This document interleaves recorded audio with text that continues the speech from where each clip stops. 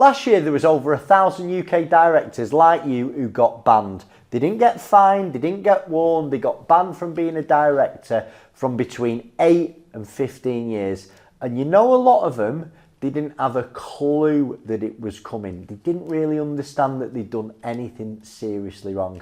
So in this video, I'm going to help you understand exactly why those bans happened, what the Insolvency Service is looking for, and whether anything in your past or present might put you at risk. Because guess what? Being forewarned is forearmed.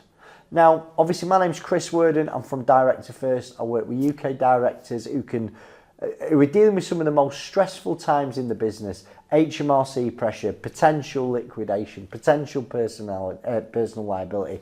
And I've been doing it for years and years and years. Today, I'm going to cover 5 key things. First thing, I'm going to cover the real numbers behind all these disqualifications that happened last year. Then I'm going to move on to the most common reasons a director gets disqualified. Thirdly, I'm going to talk about situations that directors never normally see coming until it's too late. And fourth, what you should be doing if anything I've said worries you or may apply to your situation. And fifth, I'm going to talk about how you can protect yourself going forward so this never becomes your story, okay? So let's start with what the data shows, okay? The financial year 24 to 25, the Insolvency Service disqualified 1,036 directors. Now, the average length of ban was 8 years. Most of it, I'm sure you won't be surprised, was linked to COVID fraud, dodgy bounce back loans, dodgy C-bills. And out of all of those disqualifications, 131 people also got made bankrupt, right? And again, out of those 130, 87 were down to COVID fraud. Now, the government has come out and they have basically said, this isn't slowing down. There is more funding, there is more boots on the ground. They are committing to get this enforcement action out into the public and bring people to account. They've even set up a new task force that's going to govern Phoenixism. Now, you've seen I've done loads of videos about pre-packs. You can liquidate a business, you can put a business into administration and buy the assets back, but you must have to do it correctly. But there is a brand new abusive Phoenixism task force, okay? That's the official wording. And it has been set up, it's within the Insolvency Service, and it's specifically to go after directors who have done this multiple times.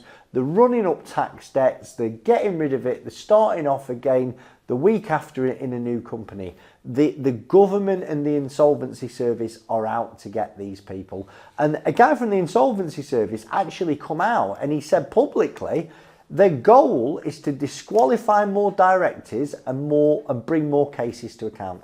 So that, if you are a serial offender when it comes to insolvency, that should put the fear of God in you. And again, it's not my opinion, it's on public record, okay? The government have had enough. Like, if you're found to have committed fraud with bounce back loans, with C-bills, with furlough, if you are continually using the insolvency rules to try and avoid, being brought to task, these changes are here to put pressure on you, okay? Now, again, let's get into details of why people got banned, right? Obviously, there's no one single reason. There are a number. And they sort of range from deliberate fraud all the way through to mistakes that they probably never meant to make. People didn't intend to cause any harm. Now, reason one, we touched on it, bounce back loan fraud. And there's so much of this went on in 2020, it's worth diving into. So take your mind back in 2020, if you was a limited company director, you could apply for a bounce back loan. You could apply up to 50 grand. It was self-certified. Government guaranteed them. You could literally tap your details into your bank's website, and the day after you could have 50 grand in your account. And it just got absolutely abused. People were applying for loans when the companies were dormant. Loads of companies overstated the turnover Because remember, you could estimate your turnover if you was incorporated after the 1st of January 2019. But people were putting the turnover at 250 grand to draw down 50,000. I've seen loads of directors that took the loan in one company and they ended up sending it to another company. That was in breach of the bounce back loan. Some people took more than one bounce back loan for one company. Another thing is people were spending it personally, and I'm not talking about using it for wages over a few years. I'm talking about getting 50 grand on the Monday and sending it to your personal account on Tuesday. And all of these things I've seen, they're not hypothetical. And obviously there's a lot of these cases that have been published on the Insolvency Service website, right? This is the bit I want you to understand clearly though. If you took a bounce back loan and you went into insolvency, or you're thinking about going into insolvency, it does not automatically mean you're going to get banned, right?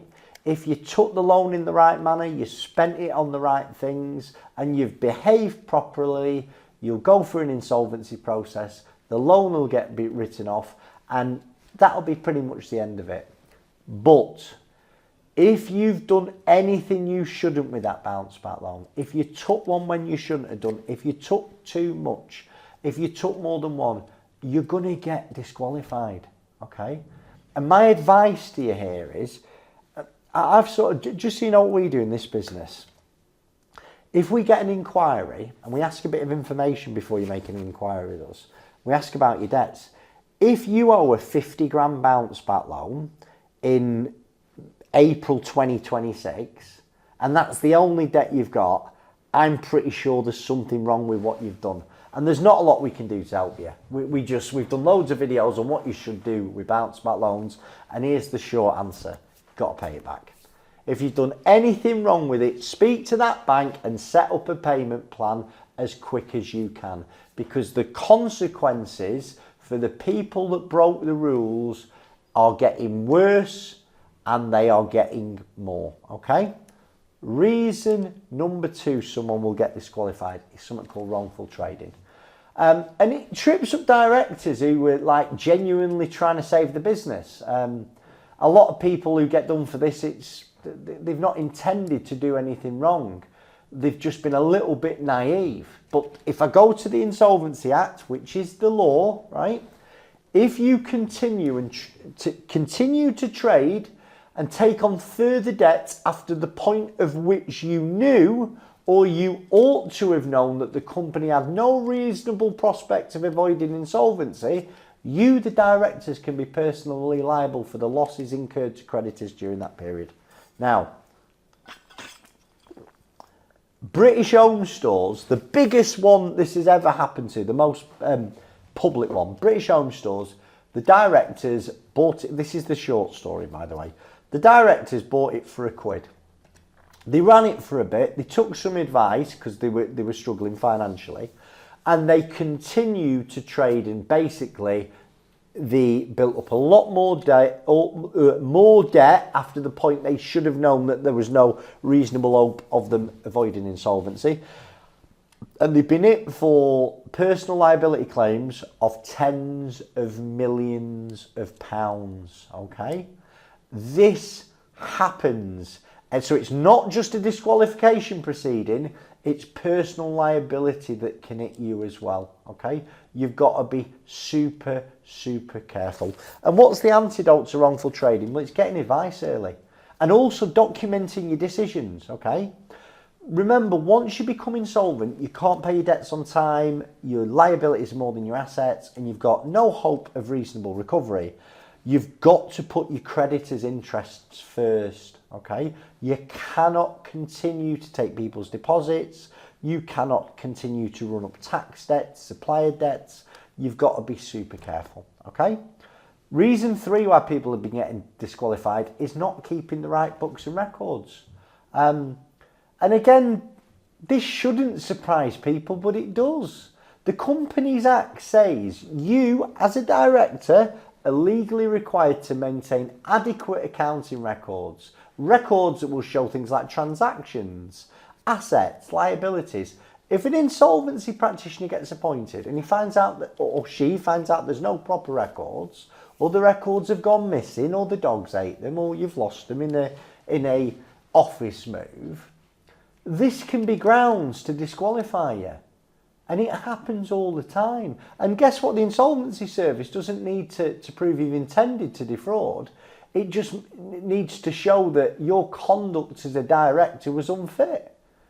Because you've got it's a minimum requirement. You've got to keep your books and records. Reason 4, and this will surprise you, directors who fail to pay tax. Because HMRC, 99.9% of insolvencies is one of the largest creditors, right? Now, the Insolvency Service works with HMRC, and when a company goes into liquidation or administration with significant unpaid tax, they share information. Now, if you're a director that has continued to allow, let's say, VAT to build up without filing returns, without any chance of ever paying that VAT, okay? Or you've collected PAYE from your staff and you've not paid it over, right? Or you've done continual multiple insolvencies that HMRC have had their arse out the window for, they can come to you for that, okay? That is a reason to disqualify you, okay? Now, it's not just a disqualification that can happen to you now, by the way. It's also something called a personal liability notice. So you can be disqualified that from being an unfit director, and you can be hit with a personal liability notice. So it's a double whammy. Reason 5, you've tried to dissolve your company to escape its debts. Now, if you go back before 2021, directors who had dissolved companies were not a lot used to happen to them once it was dissolved, unless you tried to do it with a bounce back loan, and if you did that, you was in mega trouble. But let's say you tried to dissolve a company with some debt and it slipped through. There was very little recourse. Now, what happened in December 2021, there was a new bill that was introduced, and let me remember it rightly, it's called the Ratings and Director Disqualification, in brackets, Dissolved Companies Act. Bit of a mouthful. And what it means is the Insolvency Service can investigate directors of dissolved companies retrospectively. They can basically go back and see whether that dissolution was used to just avoid paying debts. And this has caught a number of directors out over the last 18 months. They've dissolved the company thinking that it was going to get rid of it. 2 years later, a letter arrives and the dissolved company gets reinstated and they become disqualified. Okay? Reason 6, you make preference payments. Now, let me just take you back to the insolvency test. Can't pay your debts when they fall due. Liabilities are more than your assets. You have got to be careful who you pay at that point, because an insolvency practitioner is going to investigate all the payments that you make on the run up to insolvency, and you cannot prioritise one creditor over another. And it might look like repaying a supplier that you're friendly with, sending money to a family member, paying off a personal guarantee, right? You've got to be careful. An insolvency practitioner is trained to look at these transactions, and they can go back 2 years. And if they find them, they can actually set the money aside and come and make you personally liable for it, but it's another ground for disqualification.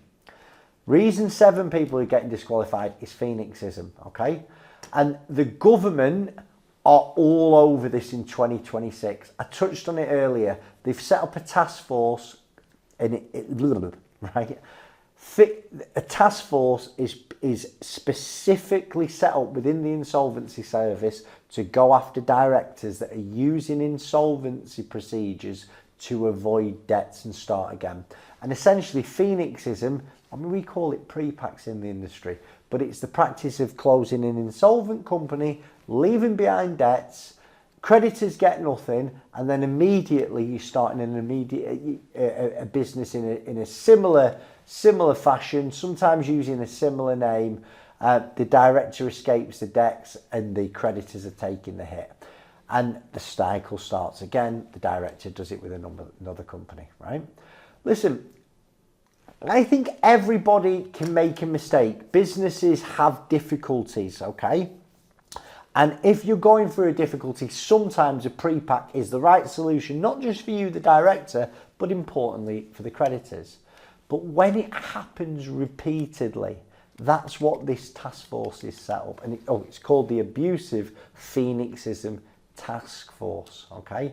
And they're out there looking for patterns. And directors who have done this multiple times, who've got a history of liquidated companies behind them, they're at very serious risk of investigation and disqualification.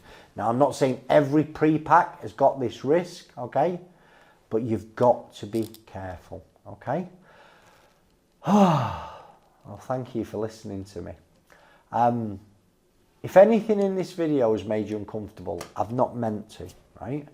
But the discomfort is useful information to you because it means something's hit you and it's resonated. Now, it's probably a good time to reach out to somebody. We can sort of talk you through what your worries are. We can help you give a review of your own position. We can help you go back over the last 2 years trading and see if there's any issues with preference payments. Again, when it comes to bounce back loans, if you've done something wrong with them, the best thing that you can be doing is pay that money back. And then you've got the basics like accounting records up to date. If you're a business like turning over a few £100,000 and more, you've got to have a finance function in your business. And it doesn't mean a finance director on 100 grand a year. It could mean a bookkeeper on a few £100 a month. And they're going to help you get your records in order. A lot of these issues, they can be solved with financial literacy and putting systems in your business that are really easy to do and not very expensive, that will allow you to make better decisions in your business and hopefully avoid you ever getting the threat of disqualification. So listen, I hope you found the video useful, okay? Now, I know a lot of you might be scared about what I've said around Phoenixism, okay? So if you want to find out more about pre-packs, what I want you to do is to go over to that video there. It will tell you everything about a pre-pack, how not to do it, how to do it properly, pre-pack admin, pre-pack liquidation, a really useful video. Thanks for your time, Chris Worden.